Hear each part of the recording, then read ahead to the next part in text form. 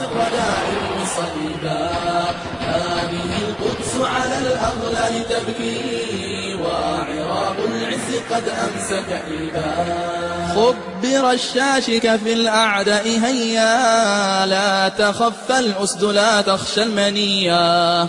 وبتكبيرك في الميدان زلزل كل طاغوت جبان كن أبيا. خبر الشاشك في الأعداء هيا لا تخف الأسد لا تخشى المنيا.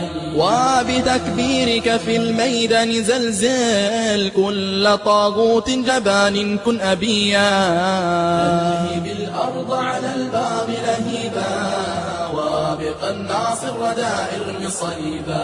أعوذ بالله من الشيطان الرجيم. بسم الله الرحمن الرحيم. وصلى اللهم وسلم وبارك على خاتم الأنبياء والمرسلين صلى الله عليه وسلم وعلى آله وأصحابه أجمعين. Chers frères, chères sœurs, salam alaikum wa rahmatullahi wa barakatuh. Marhaban bikum, soyez les bienvenus au sein de cette rencontre qui a été provoquée par une expérience très particulière de notre frère Mohamed Znaini, qui est un militant, mashallah, parmi les plus grands militants de nos frères, parmi nos frères et sœurs avec le groupe qu'il constitue, concernant la situation terriblement catastrophique à Gaza, entre autres bien évidemment.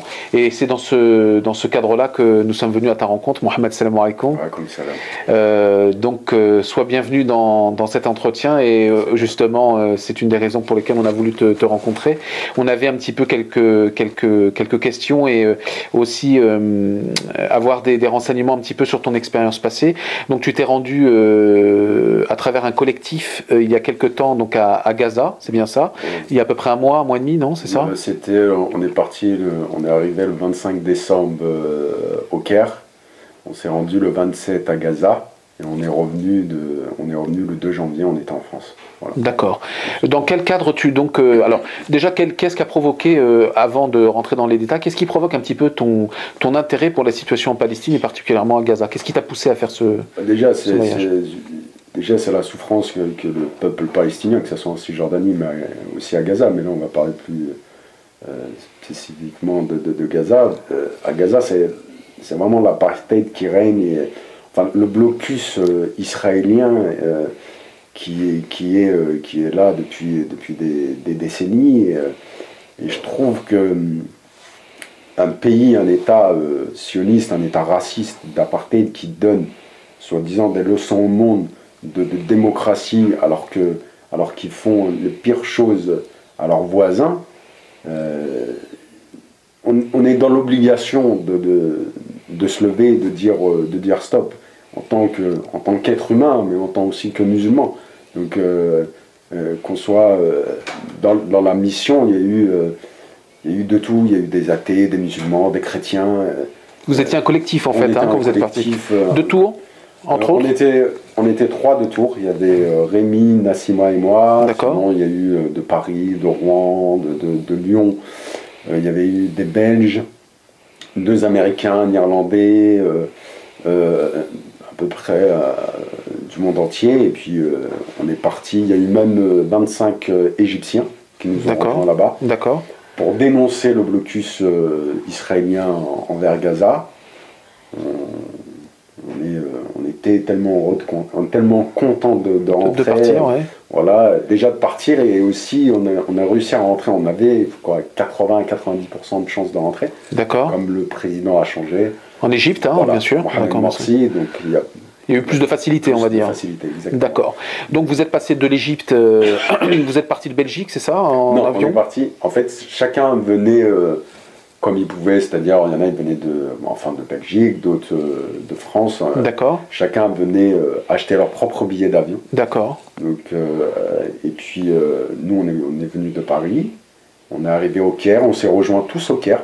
D'accord. Et le 27, on a loué des bus jusqu'à Rafah, jusqu'à la frontière. Et puis, la frontière entre l'Égypte et la bande de Gaza. Voilà. D'accord. Donc ensuite vous êtes passé en territoire de Gaza, oui. Chez nos frères et sœurs gazaouis. Oui. Quelle a été votre impression, vos émotions déjà quand vous êtes rentré à Gaza? Qu'est-ce que ça vous a pris? Tu sais,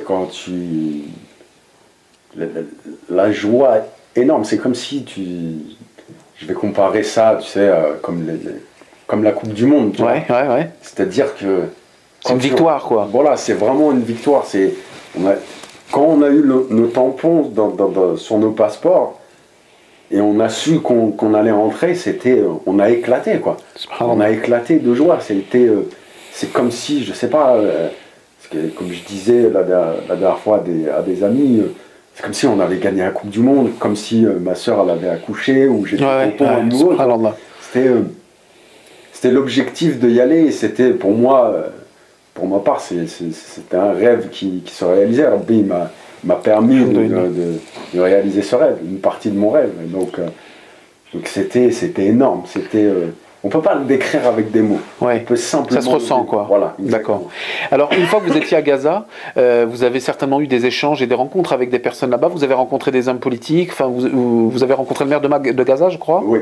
D'accord. En fait, on est arrivé à Rafah. Oui. À Rafah, on a été accueillis par le maire, par ceux qui devaient traduire du français à l'arabe ou de l'anglais. Donc, il y a eu une sorte d'exposition de ce qui s'est passé durant la dernière guerre contre Israël. D'accord. Et on a vu la voiture du ministre de la stratégie militaire du Hamas qui a été assassiné. C'était... la voiture, c'est une voiture. Quoi. Subhanallah. Donc, et à l'intérieur, on nous montrait des photos d'enfants morts. Mais on ne pouvait pas, personnellement, moi j'ai pleuré, tout le monde a pleuré, quoi. Et surtout une histoire, c'est l'histoire du médecin qui, durant 8 jours, il était à Gaza, à l'hôpital. D'accord, il travaillait en fait. Il travaillait, il soignait les blessés, etc. Il opérait, pendant 8 jours, il n'a pas vu ses enfants, sa famille, donc il était de garde pendant 8 jours. Et le dernier jour, le jour où il devait se faire remplacer, où il devait aller se reposer, etc., il a trouvé son enfant, ils lui ont ramené son enfant mort. Subhanallah. Moi j'ai pas pu, je suis sorti, j'ai pleuré comme si, voilà, j'étais comme un bébé. Quoi. Subhanallah. C'était... Donc vous avez été aussi à la rencontre, c'est dur de vivre ces émotions-là, je suppose. En même temps, vous avez été mélangé à la population, je pense que vous avez rencontré des familles, vous étiez jumelé avec des familles. Vous habitiez chez elles, vous étiez en fait, on était à l'hôtel Palestine. D'accord. Palestine, c'est l'hôtel des journalistes, etc. Voilà, c'est d'accord. C'est l'hôtel des journalistes à Gaza City. D'accord. Mais on a rencontré on est parti dans des camps de réfugiés, on a rencontré des Palestiniens. Les Palestiniens sont quand on leur dit voilà qu'on est de France, d'origine algérienne, marocaine, tunisienne, ils sont tellement heureux de nous voir, tellement ils disent ah vous êtes venus jusqu'à nous, c'est magnifique. Ils ont un sourire, mais c'est comme si on venait, on leur offrait la fortune du monde, quoi. Ils ont un sourire magnifique et ils te prennent dans les bras comme si on se connaissait depuis 10 ans, quoi. Et ils sont tellement heureux de nous voir et ils nous disent surtout il ne faut pas nous oublier, surtout il faut témoigner de ce qui se passe ici.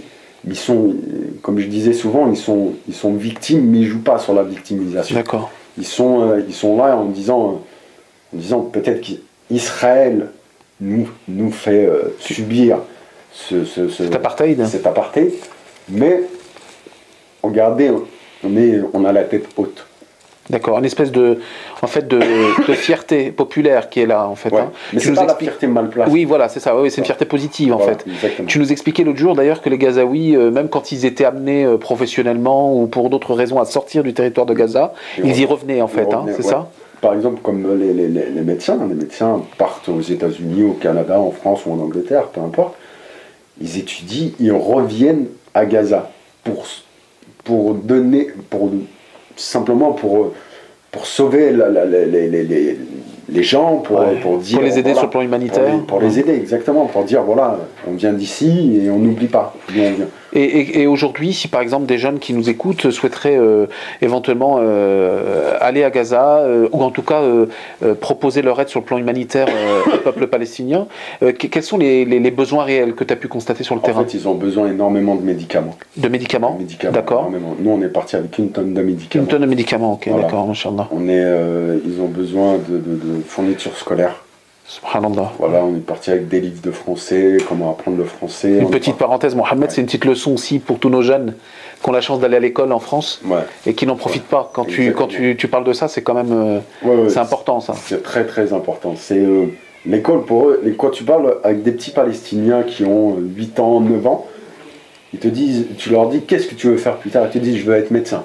Subhanallah. Je veux être que des grandes études en fait. D'accord. Ils sont conscients que ça passe par cette réussite-là, en tout cas. Par cette réussite-là. D'accord. Parce qu'ils savent très bien qu'ils n'ont pas de perspective d'avenir autre que les études. D'accord. D'accord. Ils sont très très conscients, même petits, quoi. Et ça m'a touché. Ouais, je me suis dit, ils sont très intelligents. C'est-à-dire, tout de suite, quand on leur disait des mots en français, tout de suite... Ils percutaient, quoi. Voilà. Ils nous disaient bonjour... alors qu'on venait juste de leur dire, quoi. Et quelle image de la France ils ont d'ailleurs quand tu discutais avec eux? L'image de la France, c'est quoi pour les Gazaouis? En fait, pour eux, c'est l'image de la France, elle est assez, tu sais, c'est vraiment le pays des droits de l'homme pour eux, mais ils sont pas naïfs comme ils savent très bien que la population française, le peuple, quoi, le peuple français est là et avec le peuple palestinien. Ouais. Mais ils savent très bien que les instances politiques jouent un double jeu. Ouais, ça, ils le savent. D'accord. Donc, D'accord. ils savent très bien. Ils sont pas naïfs en tout cas. Naïfs. D'accord. Pas du tout. Donc, et aujourd'hui, quel type d'association tu pourrais éventuellement recommander à certaines personnes, sur le plan humanitaire ou sur le plan des dons peut-être? Voilà, moi je fais partie de Mission Palestine. Mission Palestine, d'accord. Mission Palestine de Tours. D'accord. Donc, c'est une section d'un grand collectif ou c'est Voilà, c'est une section d'un grand collectif d'Europalestine. Europalestine, d'accord. Sur Paris. D'accord. Qui a été créé par Olivia Zemmour. Et une autre personne que j'ai oublié le nom en fait. D'accord. C'est un médecin aussi. Enfin, c'est un médecin. D'accord. Qui a créé ça aussi. Donc, on est parti par son billet. Et, d'accord. Elle est très très très. Elle a été attaquée par la NDJ. La NDJ, c'est la Ligue de défense juive sur Paris, qui est interdite en Israël et interdite aux États-Unis, mais qui a le droit ici de faire ce qu'elle veut. Ah ouais, ouais, ouais. Et donc elle est,